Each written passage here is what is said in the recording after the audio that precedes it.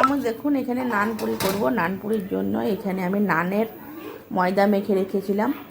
আপনার ইস্ট, চিনি, নুন, দই, আমল দুধ আর আপনার সব কিছু দিয়ে তো কত সুন্দর ফুলেছে দেখুন। তো ফুলে একদম ভর্তি হয়ে গেছে। তো দেখুন এটা আমি একদম নানপুরি করব। তো তার জন্যে হাওয়াটা গ্যাসটা বার করে নেব।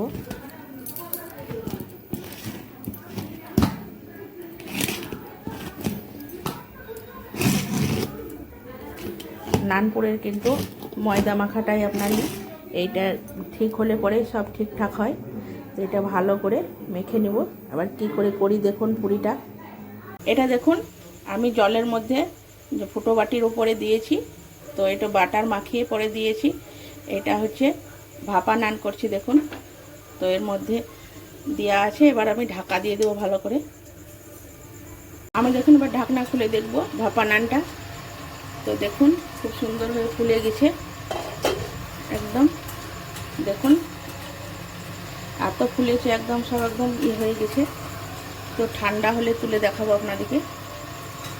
এটা আমার হয়েই গেছে দেখুন, এগুলো আমার হয়ে গেছে। তো কত নরম হয়েছে দেখুন একদম।